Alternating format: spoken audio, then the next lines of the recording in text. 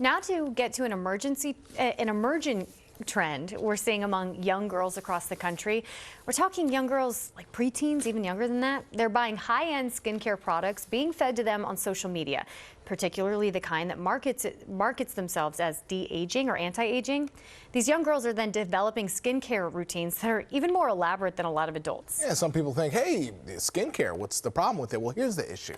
Skincare products are specifically for adult skins, many of them, not younger, sensitive skin that children have, right? And some unsuspecting girls end up doing more damage to their skin than doing better. Exactly. It is a very complex problem. It's one of those stories that I'm just like, whoa, this is scaring me for the future. My oldest is 7, so we had to get a doctor in. Dr. Marmur is a board-certified dermatologist. She joins us live now. Dr. Marmur, we also have a bunch of kids, young girls going back to school, and they probably want to get back into their beauty routine. Tell us more about this issue that you have been seeing coming into your office and why parents should be listening right now. Yeah, I call this the Cinderella effect. So, it's natural for us to all try things on and try to act older. But now that so many kids see on social media that they need to be using vitamin C and retinol and AHA cleansers, they get confused, and then they go into these big stores and they can just get things off the shelves. Some of the names of these products are so great. You're showing an LED mask, and those are actually chemical free, so they're actually potentially safer. But sometimes these products, if you turn them over, they have 28 different chemical ingredients.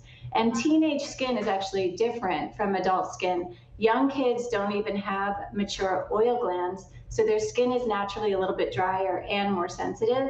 Then when you're in your teenage years, you've got those hormones and they're just making your oil glands go crazy. So your skin is also sensitive because oil creates inflammation. So you're already ready to set up for another contact dermatitis.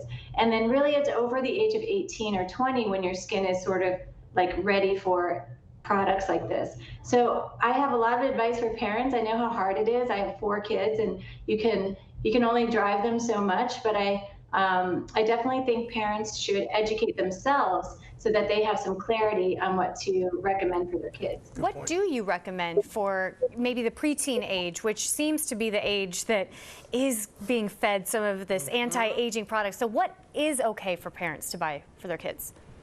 Yeah, so I have a mantra, it's PET. So we all love our pets, and that is the mantra for skin: protect, enhance, and troubleshoot.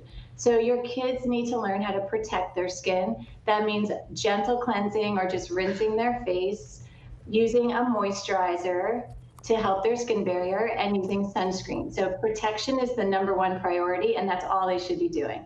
Enhancement is the problem we're getting into because so many products now are trying to enhance the skin.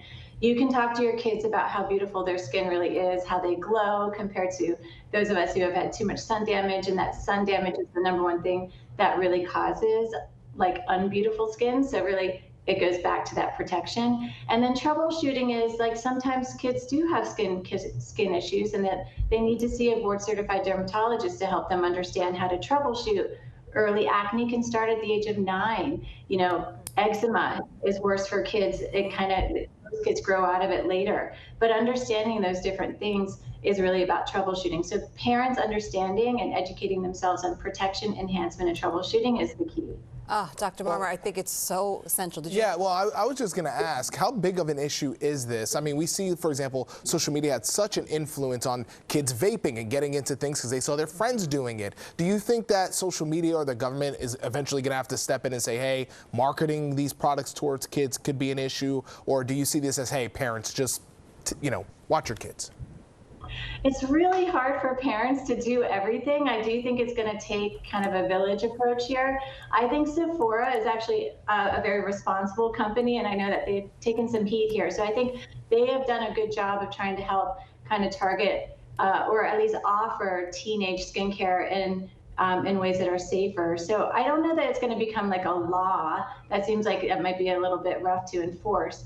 But I do think that it comes from the parents. I do think social media is a big problem, but I also think it's a trend. And I think influencers are losing some of their impact and influence. So I think hopefully you guys are doing a great job raising the alarm. There are studies showing that allergic contact dermatitis from cosmeceuticals is a big problem in teens. And so that's verifying that this is a problem. And then now I think that dermatologists, when we see the teenagers, we can be like, you know, let's teach you what really is important and essential. I hope that the weight will come back, because kids who do have these bad reactions are going to be like, oh my God, this is horrible. Don't do it to yourself. I think you're right.